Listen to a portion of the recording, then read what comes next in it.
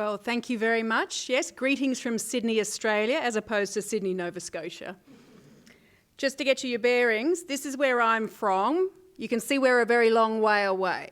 All right, you see the world map? You've located yourself now, have you? Thank you very much. Yeah, took you a moment, didn't it, just to get your bearings there. I want to thank Canadians for your hospitality, all the different organisations and the people involved in this invitation to collaborate. And as you heard, our work in Australia has been grounded in collaboration. So this invitation to collaborate felt very familiar, and it was something I warmed to immediately. And there's been such hospitality and such a generosity. And one of the reasons that I've made my first trip to Canada this time is because some work that we're doing in the area of family violence, while we step into what is a new area of work for us, it is my view that Canada has been the world leaders. So I have come to learn, and that's been incredibly valuable. But, you know, you guys can be really proud of being world leaders. And as you've just heard, this work has been pioneering and has set a benchmark for those of us around the world who also are stepping into a space of going, we need to be brave enough to do the hard work of listening and learning, and as researchers we need to make the best contribution we can.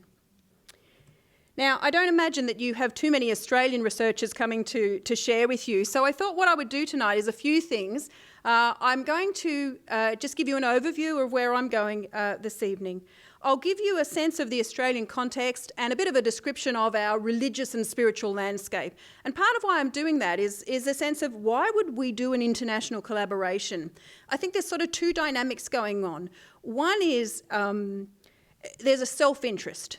In the end, we all look around and go, okay, you guys say that's how it is, but what's it really like for us? And I actually am not going to listen to you because that's your context, and I need to do my own work in my own place. And that's part of what we need to do in Australia. We know Canadians have done it and learnt a lot, but we have to do it ourselves as well. So there's a self-interest there. But there's also a sense of, if we can look at other landscapes, it also goes, okay, we're not crazy, we're not weird, there are others like us. And I think the fact that, particularly with our collaboration here, we've got New Zealand, UK, Australia and Canada, we're all Commonwealth countries, and we actually have a whole lot of sort of cultural frames that we're starting with that allows collaboration to, I think, move more quickly, and there's some roadblocks that aren't there for us to start to have this conversation together. So I thought I'll give you our landscape, and that's partly because you can go, oh, they're a bit weird, or, oh, they're just like us. And both of those I think are helpful to go, they're not like us, or they are like us. They're both informative. I'm going to introduce NCLS Research, my research centre, to you. I've been working with them since 1991. Yes, I was a child. And our big 5-yearly National Church Life Surveys, because that's where a lot of our data is coming from and is likely to come from. So it's, in a sense, it's introducing one of our major approaches. I'm going to focus on family violence and the churches, look at it from the point of view of where are we up to at the moment. We are at the beginning of our research journey in this area. And so it's like setting the scene, and I'm, listening to what happened here in Canada in terms of what I'm describing in my mind as a kairos moment, and going, what's happening in Australia that means that now is a time that people are ready to engage these issues. And then start to describe a new wave of research. And I'll give you the little bit of results that we have at the moment, but again, frame this as we are at the beginning of our journey, and we are so thankful that we can, stand on the shoulders of giants. So first, let me give you a description of the Australian context and the religious and spiritual landscape. We have to skite a little bit, Australia down under often just, will get overlooked. Certainly in international context, you sort of have to jump up and down and not be too, backwards. So I'll skite. We are the lowest, the flattest and the driest inhabited continent in the world. We have the oldest living culture, 60,000 years of a living culture. We have done appallingly in terms of the recent settlers to Australia, in terms of our relationship with our Indigenous people. And if I was at home, I would begin by acknowledging country and acknowledging the elders who have looked after this land, past, present and to come. And that would be that's part of our reconciliation work that we continue to do. But we are only just beginning to listen to our Indigenous people and the wisdom that they have to offer us. We were colonised by the British, joined the club as a penal colony in the late 1700s, and we're not quite over that. Sorry, you guys, we're still a little, we're sort of proud and also a bit resentful, of our British heritage. We are located in Asia Pacific region. That's an important part of our identity, that we are actually in the Asia Pacific. We are one of the most multicultural countries in the world, perhaps the most. We have, in terms of first-generation migrants, 28%. Around half of all Australians are either first or second-generation migrants. So we share that in common as multicultural countries defined by what it is to have different waves of migrant communities coming in. We're pretty small, 23 million, and we all live on the coast.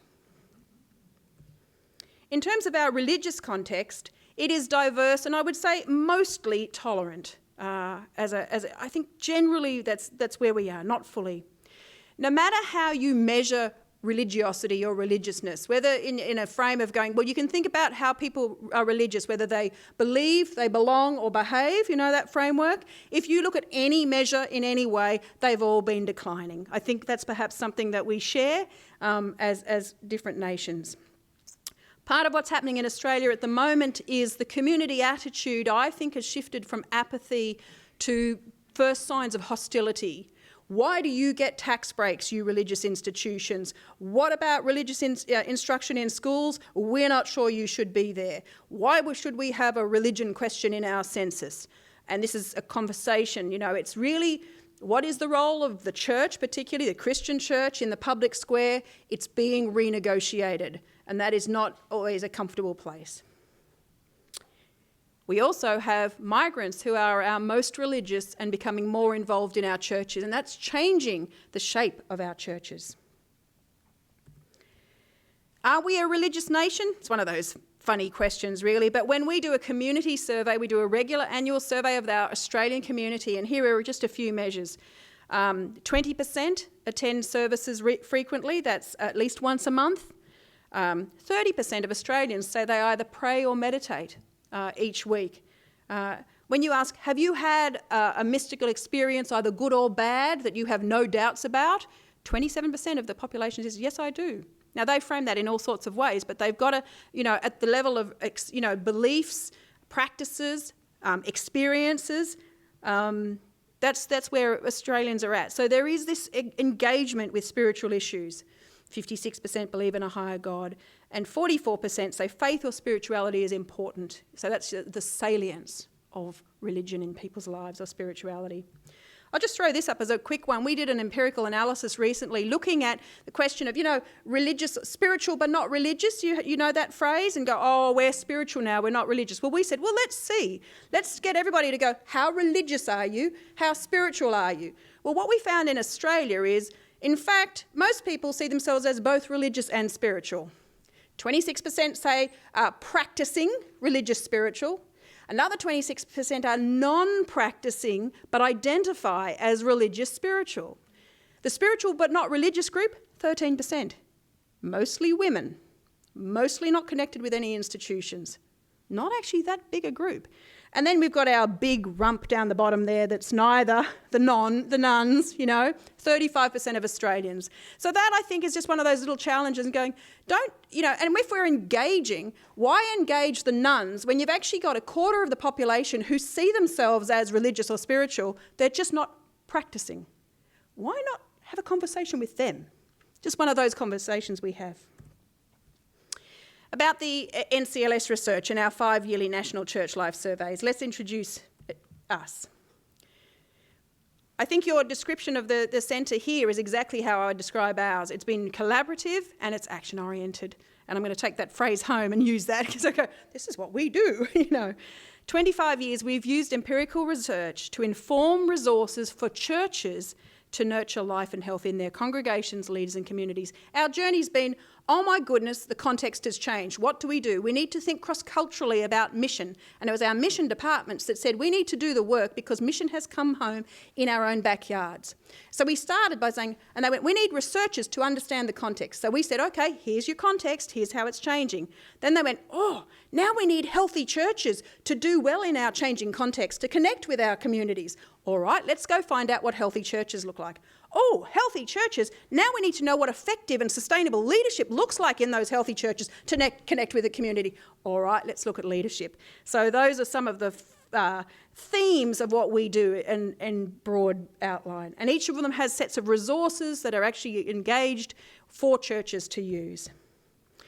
Here's our National Church Life Survey. This was supposed to be a one-year project. We're still going. It's now 28 years since the first one. We didn't expect to be here.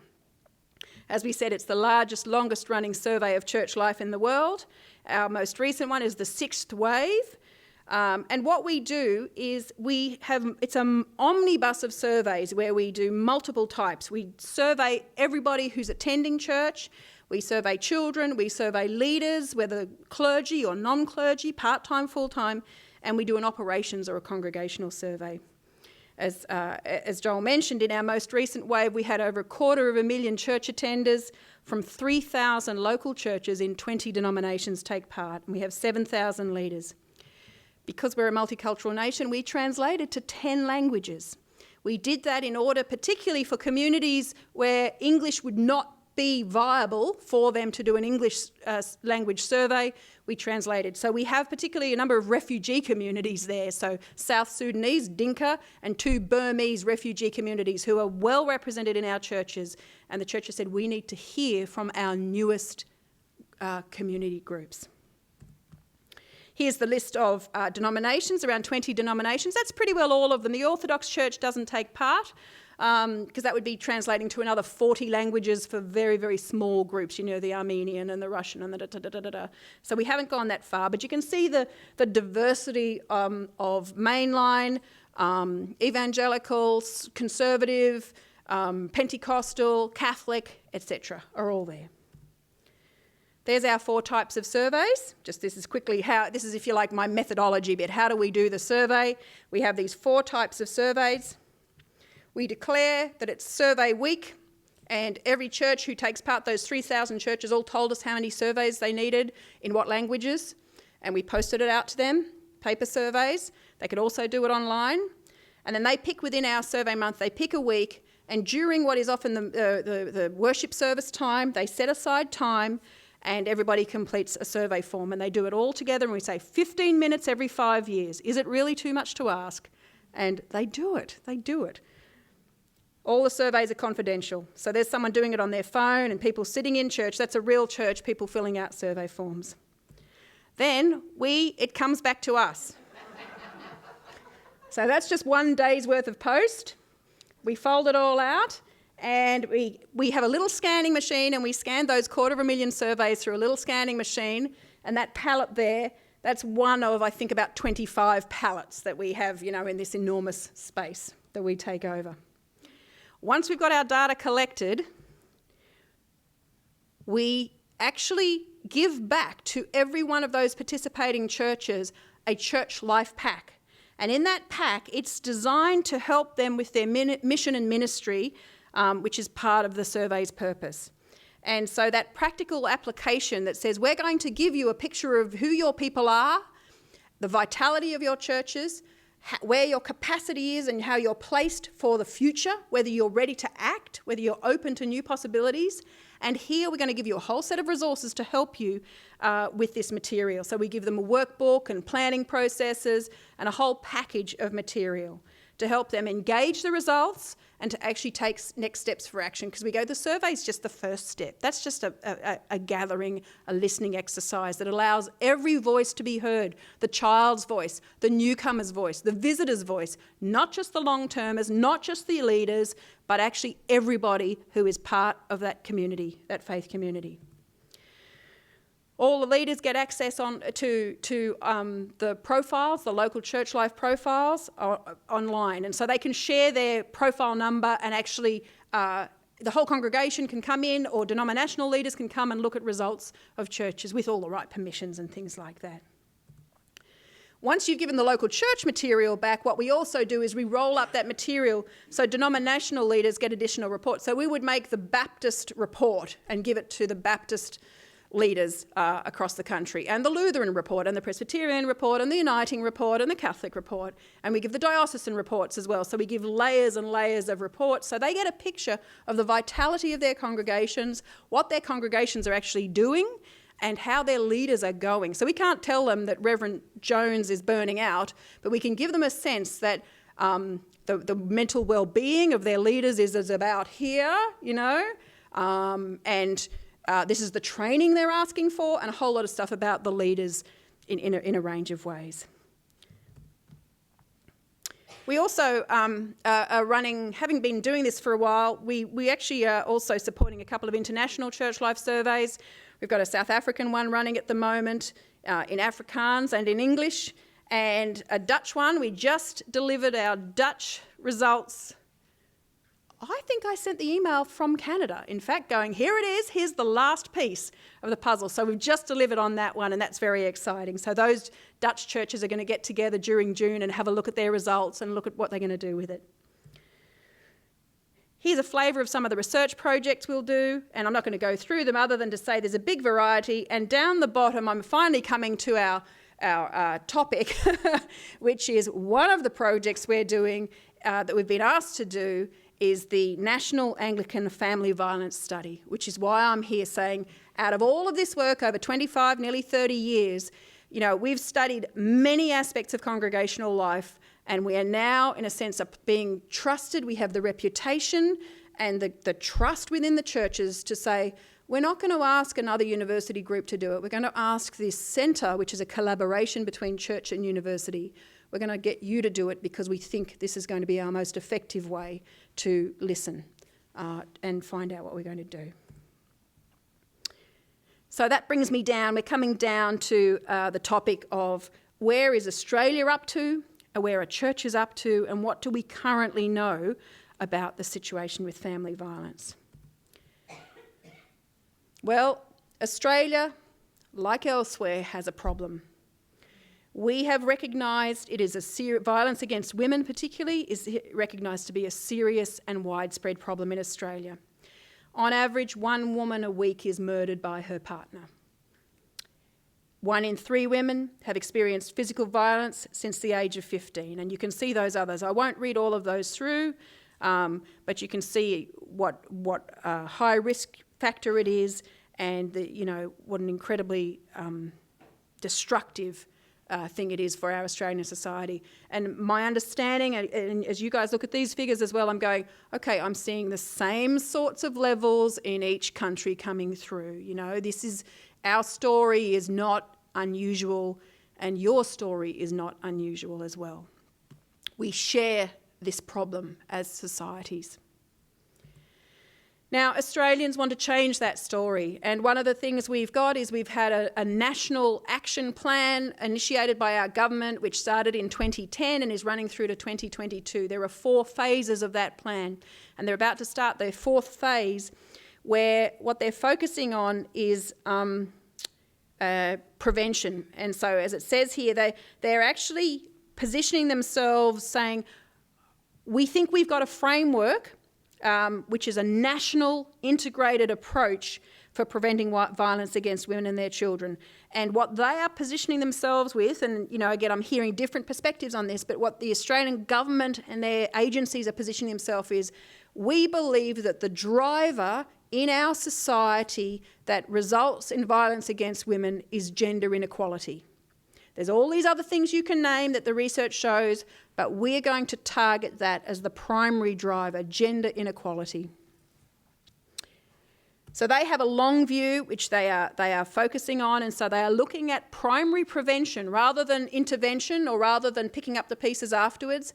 They are currently saying we are going to invest in the long view, engaging with trying to deal that. So there's, again, look for Our Watch and see what you can find on Australian websites, but you'll see some of the campaigns where they're offering different language, ways of intervening. There are television campaigns. They're aligning sporting groups, so the No Excuse for Violence, and you can see all the sporting things there. They're building a sort of a national integrated approach where they're trying to position and realign,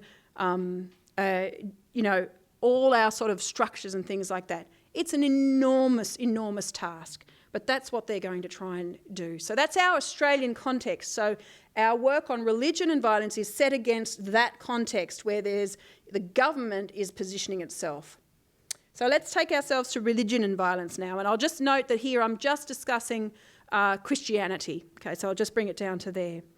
There is limited research on faith and violence. There was some key work done in the 1990s. There are about 3 studies, but not very extensive, haven't been repeated. And basically there's been this very loud call for saying we have to do Australian research. We can't be speaking about these older studies. We can't be speaking about US studies. We can't even be speaking about Canadian studies or UK studies. We have to do our own work. Another reason I think contextually in Australia why there's this call for research is we've had a Royal Commission on Institutional Responses to Child Sexual Abuse, and that of course the institutions that have been in the spotlight have been primarily religious institutions, and that has obviously brought it to the attention, so the place of particularly violence against children has been at the forefront.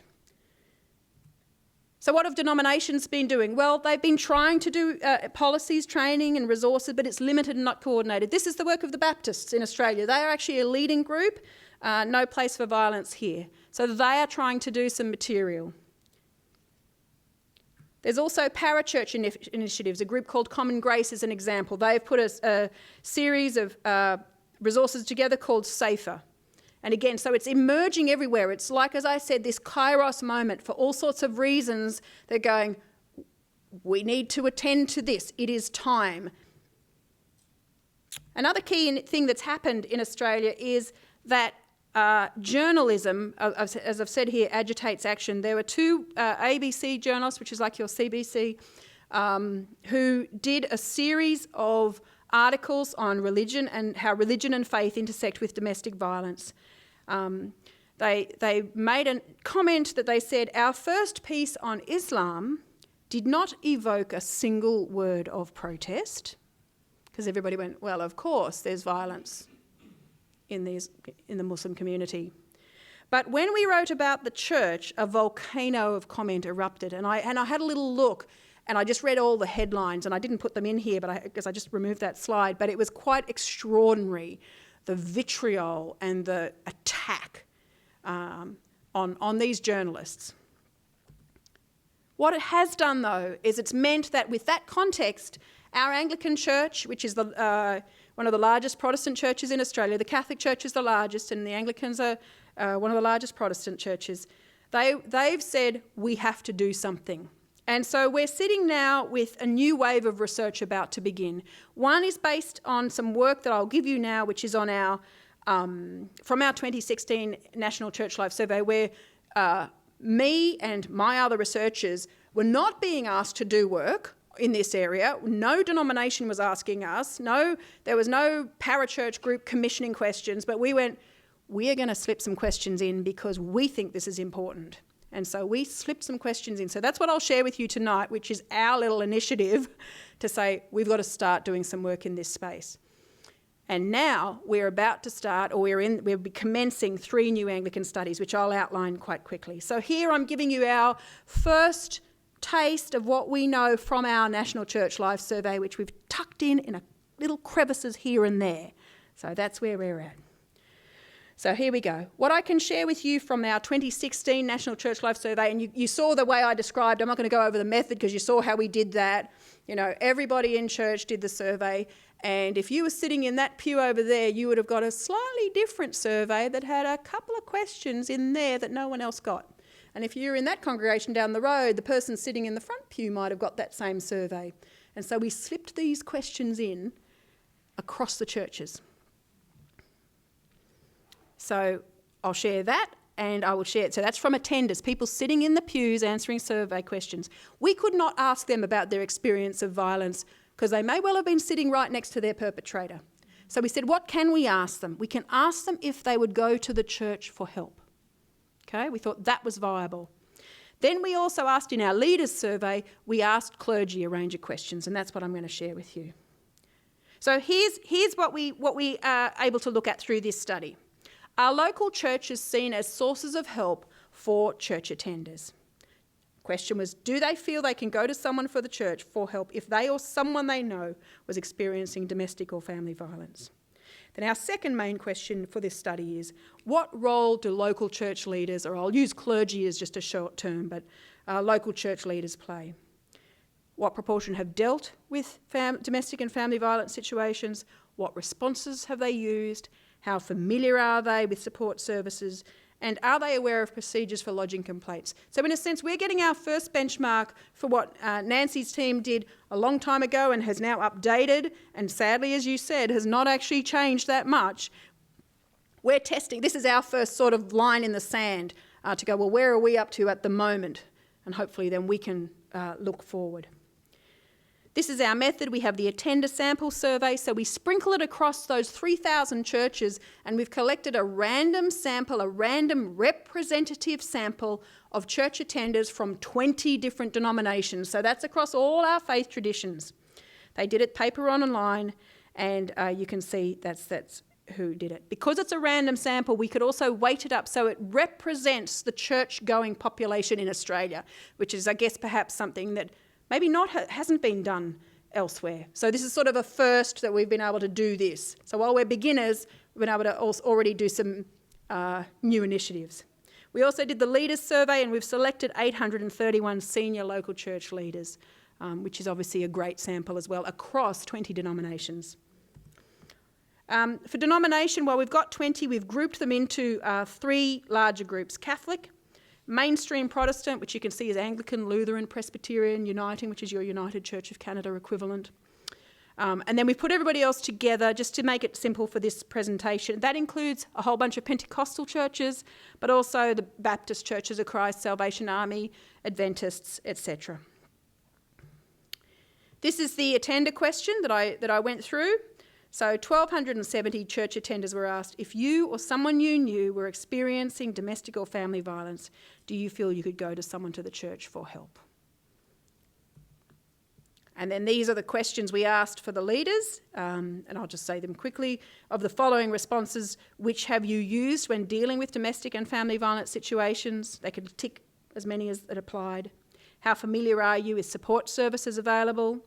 And are you aware of your church's procedure for lodging a complaint about child abuse or sexual misconduct by a minister, pastor, priest, or church worker? So that was just where were you up to with those policies. So here are some results. Firstly, nearly 2/3 of Australian church attenders say they would go to someone in the church for help. 3 in 10 are not sure, and 7% wouldn't go. Then we thought, well, let's poke around in that a little bit more and ask, does it make a difference by denomination, by gender, by age? So just a few little samples for you. Does the denomination of that attender make a difference? The answer is yes. What you can see is if you're in a Catholic parish, only 52% say that I'd be willing to go. Mainstream Protestant attenders, 70%, and other Protestant attenders, 77%. So again, that doesn't surprise me at all, given that context that we saw of what has been happening, particularly in the Catholic Church with the institutional abuse, which was primarily in Catholic institutions, and then Cardinal Pell sentenced. So not surprising that Catholic attenders go, nah. That may change. May not. Does the gender make a difference? No. Women and men are similar in their reporting that, yes, I would go to the church for help. So I'll be interested in those of you who are more experienced with this to reflect on some of these results and say, why do you think that is? What about age? Well, With age, there are small differences, I'd say, between age groups. That is, those under 50 are more likely to say, yes, I would go to the church for help.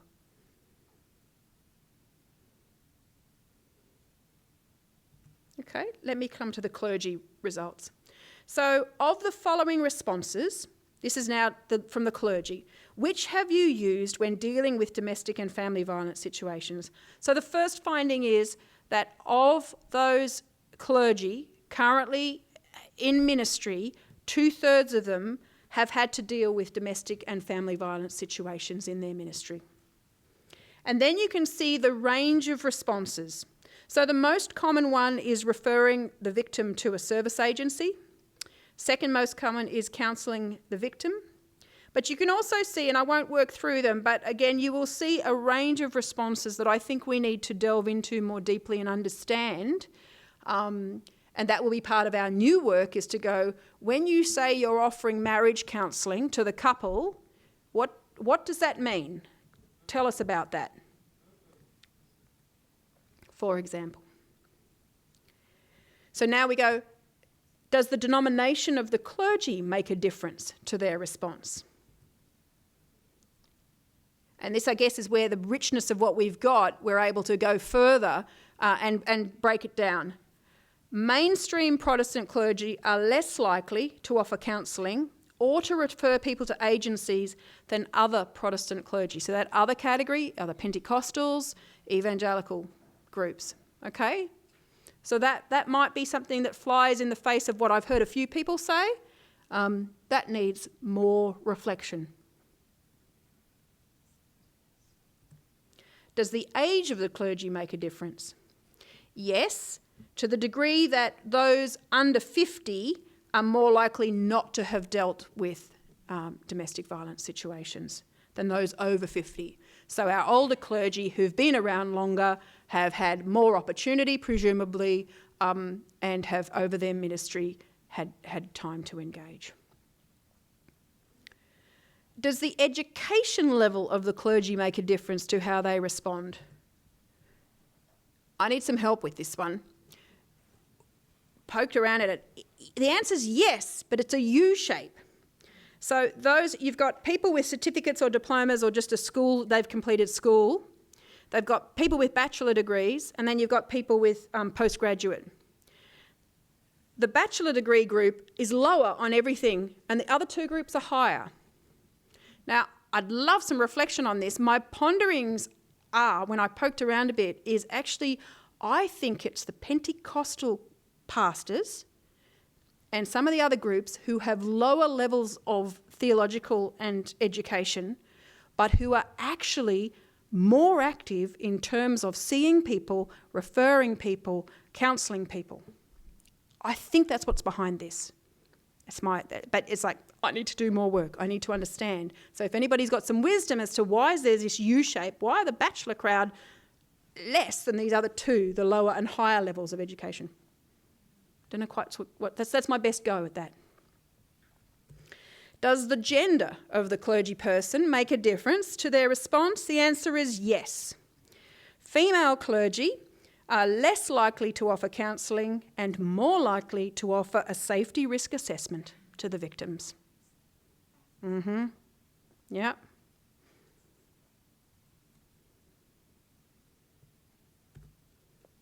How familiar are you with support services? So now we're looking to what is the level of familiarity with the services that exist? And I'm hearing again from the Canadian researchers how important it is, the collaboration and cooperation with other parts of our society, with the judiciary, with the police, with community agencies, shelters, etc. So we're going, well, do you know? Do you know who's out there? We have only 17% of Australian local church leaders saying, yes, I feel very familiar, and most have chosen that wishy-washy, somewhat familiar category in the middle, okay? And a quarter of them are honest enough, I think, to go, no, I'm not familiar. When we look at who is less likely to be familiar with support services, Again, we see mainstream Protestant clergy less likely to be familiar. Again, that goes against what I've heard some people say of expectation that they may be more connected. Well, no. Those under 50 are less likely to be familiar. Again, we see that experience that comes. And male clergy, less likely to be familiar than female clergy with the partner organisations that may be available to help in these situations. Seeing a lot of nodding here. It's sort of aligning, hey, with what you'd expect here in Canada. And then I just threw this in as another quick one just to sort of go again, where are we at the moment? Are you aware of your church's procedure for lodging a complaint? So this is a sense of where's the church up to? Do they have their policies and procedures in place? And has it got through to the people on the ground so they go, yep, I know what we're supposed to do, etc. 85% say, yes, I'm confident, I know how to lodge a complaint or an allegation. And then another 15% say, I'm confident I could find out. It's pretty good, pretty good. It'd be great if it was 100%, but that's where we're up to at the moment. So just that's the end of what we know at the moment from Australia. There's a whole lot of other questions we could ask, and we're going to explore what more we can do with this existing, these few questions that we've been able to sort of ask in this area. I'll just mention briefly what our next steps are. So next is our National Anglican Family Violence Study.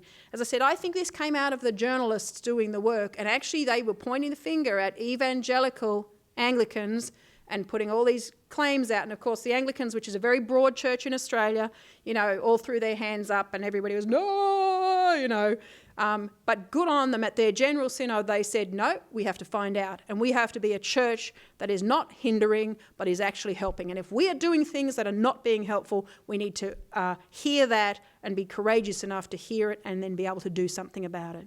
And so one of the components is to actually do a research study. So we'll be doing 3 studies this year and next year. The first study is the nature of experiences of family violence for those with a connection with Anglican churches. We'll do a big sort of open invitation across all the churches, Anglican churches in the country, get a basic level of information from as many people who go, all they have to do is have a connection with an Anglican church. They don't have to go, but they have to have a point of connection. Go, yep, I've been connected. And then we will say, are you willing to talk with us and tell us your story and your experience, particularly of was the church helpful or not helpful in your journey? That's the focus of what we'll be interviewing them about, because that's what the church wants to know. What did we do wrong? What did we do right?